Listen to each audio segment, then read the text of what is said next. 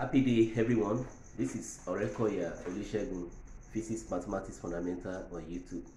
Please, before we go into today's topic in mathematics, do not forget to share, subscribe, like, and comment on my video.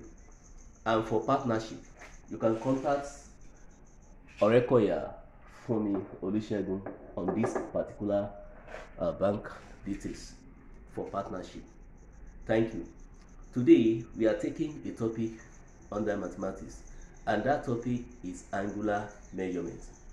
Now, before I go into what is angular measurement, I want to make mention about the instrument we use to measure angle. The instrument we use to measure angle is known as protractor. If you look at your mathematical set, you see a particular item that look in this format. That's what we use to measure angle. Then the unit of angle can be in degree and radian. Now, let me now discuss what is an angle. What is an angle? Now, let's consider this line OA. This line OA is where my marker is. If I rotate this marker, it will be in this particular position. The rotation is about this particular point. This particular point where the rotation takes place is known as the vertex. It's known as the vertex of the angle. The plural form of vertex is called vertices. Please take note of that. That's plural. So now, if I rotate like this particular marker from this initial position OA to second position, let's call it OB. So I can put my this thing like this, the new position of my marker. I will call it OB. So this amount of rotation that I've gone through is known as angle. So angle can be defined as a measure of amount or degree of rotation of a line or a shape or any object from an initial position to a new position about a point called vertex. Again, an angle is amount of or degree of rotation of a line or a shape or any object from an initial position to a new position about a point called vertex. So in demonstrating this definition, this particular marker is on this initial position OA. When I rotate it, let's say I rotate to a new position OB, the amount or degree of rotation is called an angle. So the unit of an angle can be in degree or radian. Now, let me now derive a relationship between degree and radian. Let's consider this particular angle. Circle. Now, let's say this is the radius OA of this circle.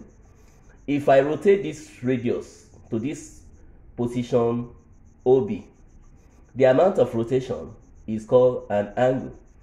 And we know that the whole boundary of this circle is called the circumference C. And the formula for area and the formula for length of the circumference of a circle is given as 2 pi r. That is 2 times pi times radius of that circle. Now, if I'm not considering the whole circumference, let's say this one is for the whole circumference, this formula. If I'm considering just parts of the circumference, that part of the circumference is known as the arc. Let's call it arc of length L. So the arc is AB. The arc in this circle is length AB. That's this curve length AB. That's the length of this arc. Now we know that the total angle in a full circle is 360 degree. Now the length of this arc, which is a fraction of this circle, I can put it under the circumference of the circle, and let me say the angle, this length of arc sustained at the center, which is this theta, I can put it under angle theta here. So in a nutshell, I can derive the formula for the length of an arc, and if I cross multiply here, I have 2 pi r times this theta is equal to 360 times this length. When I divide both sides by 360, the length of the arc will become theta divided by 360 times 2 pi r. So the angle under this situation is in degree. If I want to convert this angle to radian, according to definition of radian, when the length of this arc equals the radius of the circle, then the angle that will be sustained at the center is no longer in degree, it's in 1 radian. So if I redraw this circle here now, as I have here, this is point A, and this is point B. This is radius, this is radius. And the length here is no longer the length of an arc, but radius of the circle. The angle that is sustained is known as 1 radian. 1 radian. So in a nutshell, if you look at this place now, when this length L become radius R of the circle, the angle theta that I have here is no longer in degree, it's in 1 radian. So it's going to be 1 radian all over 360 degree times 2 pi r. Now, if you divide both sides by this r, here and here, I'm having 2 pi radian divided by 360 degree is equal to 1. When I cross multiply, I have 2 pi radian is equal to 360 degree. Therefore, if I divide both sides by 2 pi, I have 1 radian is equal to 360 degree divided by 2 pi. And 360 degree divided by 2 give us 180. So I'm having 180 degree divided by pi. Therefore, 1 radian, angle in 1 radian, in converting to degree, is 180 degree divided by pi. So this is the relationship between angle in radian and angle in degree. If I cross multiply this pi, I can have pi radian is equal to 180 degree. Let's do an exercise. If the question says convert 90 degree to angle in radian, what I'm going to do is this. I'm going to start from this derivation.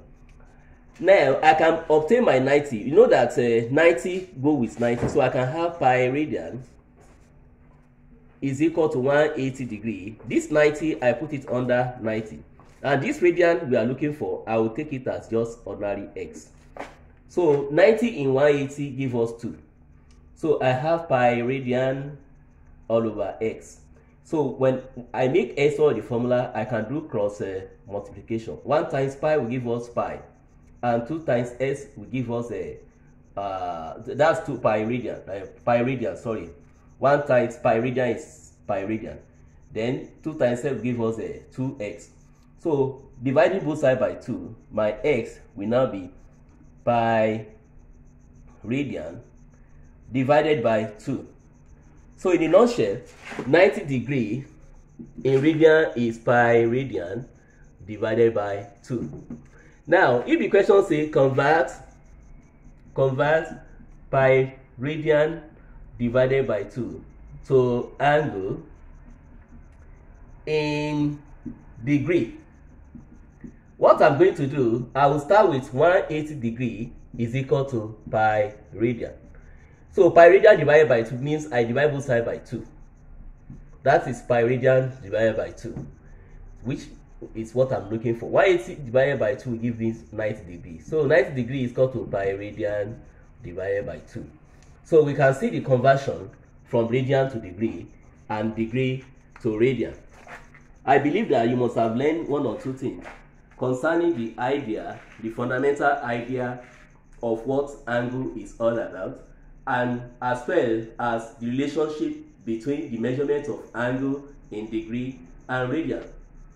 Thank you for listening to my radio. Please, once again, do not forget to like, comment, share, and subscribe to my YouTube. Have a lovely and wonderful day. Bye.